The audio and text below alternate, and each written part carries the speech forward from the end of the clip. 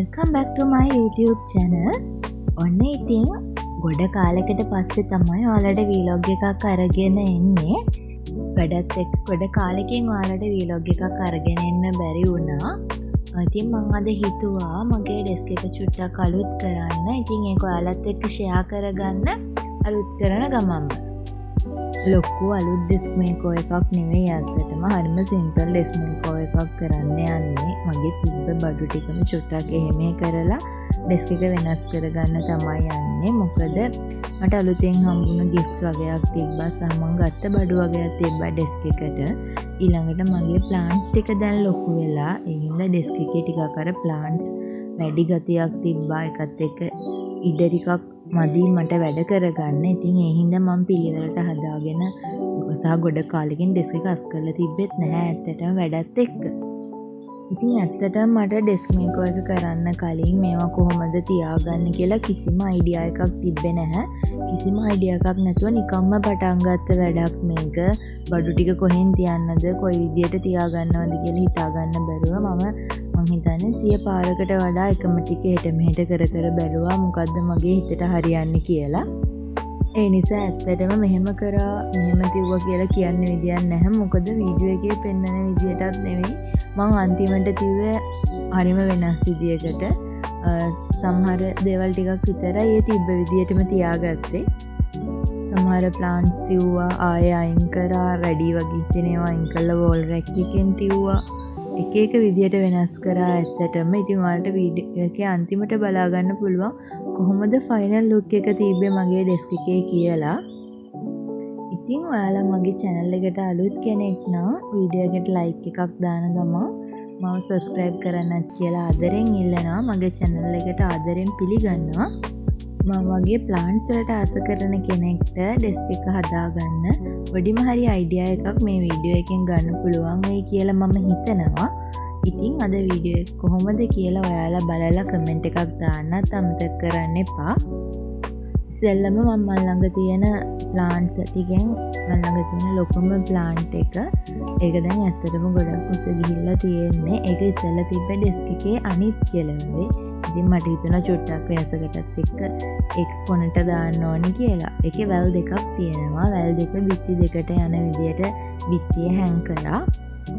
ඊට පස්සේ මම ළඟ තියෙන එක එක විදියේ ප්ලාන්ට්ස් එක එක විදි වලට තියලා බැලුවා. කොහොම හරි අන්තිමට තියුවේ වෙනස්ම විදියකට. මොකද ප්ලාන්ට්ස් ගොඩක් තියුවා මට හිතුණා ටිකක් වැඩි වගේ කැලයක් වගේ ගතියක් ආවා. පිළිවෙලක් නැති ගතියක්. ඒ හින්දා මම ප්ලාන්ට්ස් ටිකක් අයින් කරා. ඔයාලගේ ෂෙඩියුල් එකත් එක්ක ඔයාලට ගොඩක් ලොකු ප්ලාන්ට්ස් නඩත්තු කරන්න අමාරුයි නම් බලා ගන්න අමාරුයි. වතුර දාන්න අමතක වෙනවා වගේ ඉන්නවනම් මේ මං වගේ වතුරේ හදන වැල පාවිච්චි කරන්න පුළුවන්. හැබැයි මතක තියාගන්න වතුරට අනිවාර්යෙන් යූරියා කැට 2-3ක් ඇඩ් කරන්න. මොකද නැත්තම් වතුරේ මදුරු කීටෝ හැදෙනවා. මට අස්කරද්දිත් හම්බුණා එකක් මට අමතක වෙලා තිබිලා එකක් මිස් වෙලා කොහොම හරි ඒකේ මදුරු කීටෝ දෙන්නෙක් හිටියා. ඉතින් අනිවාර්යෙන් මිස් කරගන්න එපා. හැම වතුරයකටම ඇඩ් කරන්න යූරියාට 2ක්. ඒක ගහට විසත් නැහැ. ගහ හැදෙන්නත් හොඳ පොහොරක් යූරියාට 2ක් දානවා කියන්නේ ඉන්ඩෝ ප්ලාන්ට්ස් වලට.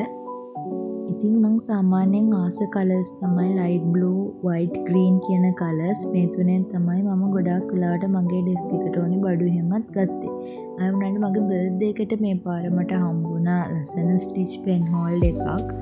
ඒකේ බ්ලැක් කලර් එක එහෙමත් තියෙනවා. ඉතින් ඒ හින්දා ඒවා කොහොම හරියට තියන්නද කියලා මට ගොඩක් ප්‍රශ්නයක් තිබ්බා. මොකද මගේ තීම් එක නැති වෙන විදියට ඒ ටික තියාගන්නත් ඕනේ. මම ආස විදියට කොහොම හරි ෆයිනල් ලුක් එක හදාගන්නත් ඕනේ. ඉතින් ඇත්තටම ගෑන් ළමයෙක්ට ඩෙස්ක් එක කියන්නේ ගොඩක් වටින දෙයක්. අපි හරි කැමති පිළිවෙලට වැඩ කරන්න. ඉතින් එතකොට මේ වගේ ලස්සනට පිළිවෙලට තියෙන ඩෙස්ක් එකක් තියෙනවා නම් වැඩ කරන්න ආස හිතෙනවා. ඔයා වැඩ කරන්න පටන් ගද්දී ඔයාගේ ඩෙස්ක් එක අවුල් වෙලා තියෙනවා නම් අර ඔයාගේ වැඩ කරන්න තියෙන උනන්දුවත් ටිකක් අඩු වෙනවා. ගොඩ කාලෙකට පස්සේ වීලොග් එකක් අරන් ආපු නිසා මං හිතුවා ඔයාලත් එක්ක අලුත් වැඩක් පටන් ගන්න ඕනේ කියලා. දවස් 21ක ස්ටඩි චැලෙන්ජ් එකක් පටන් ගන්න හිතාගෙන ඉන්නවා. දවස් 21ක් එක දිගට 8 hours study challenge එකක්. ඉතින් ඔයත් පාඩම් කරන්න කම්මැලිකමින් පාඩම් කරන එක ටිකක් මගහැරිලා නැත්නම් ඔයාලගේ ස්ටඩි වැඩ වලින් මොනවාම හරි අලුතෙන් රීස්ටාර්ට් කරන්න කැමැත්තෙන් ඉන්න කෙනෙක් නම් ඔන්න මාත් එක්ක එකතු වෙලා වැඩ පටන් ගන්න පුළුවන්. අපි දවස් 21ක එක දිගට පැය 8 ගාන දවසට ප්‍රොඩක්ටිව් වෙන විදිය ගැන සීරියස් එකක් අරගෙන එන්න හිතන් ඉන්නවා. ස්ටඩීස් ටිප්ස්, පාඩම් කරද්දී එන ප්‍රශ්න, ඊළඟට දවස ප්‍රොඩක්ටිව් කරගන්න විදි, law of attraction ගැන, positive thinking ගැන වැඩ කරන ගමන් මේ වගේ ටොපික් 21ක් ඔයාලත් එක්ක ෂෙයා කරගන්න හිතාගෙන ඉන්නවා. ඉතින් ඔයාලා මාත් එක්ක එකතු වෙන්න කැමති නම් ඔයාලට පුළුවන් මගේ channel එක subscribe කරලා notification button එක on කරලා තියාගන්න. ඉතින් ඒ වගේම දැන් අලුත් අවුරුද්දත් ළඟ එන හින්දා විභාගෙට පාඩම් කරන කෙනෙක් නම් අලුත් අවුරුද්දත් එක්ක distract වෙලා exam එකේ වැඩ අවුල් කරගන්න නැතුව කොහොමද වැඩ ටික කරගෙන යන්නේ කියලා help එකක් දෙන්නත් මම බලාපොරොත්තු වෙමින් ඉන්නවා. ඒ වගේම distract නොවි වැඩ ටික කරගෙන යන්නත් මේක උදව්වක් වෙයි කියලා මම හිතනවා. දවස් 21ක් මාත් එක්ක එකතු වෙලා මේ challenge එකට join වෙන්න කියලා ඔයාලගෙන් ඉල්ලනවා. ඉතින් ඔන්න කොහොම හරි අපි වීඩියෝ එකේ end එකටත් ඇවිල්ලා කතාවෙන් කතාව.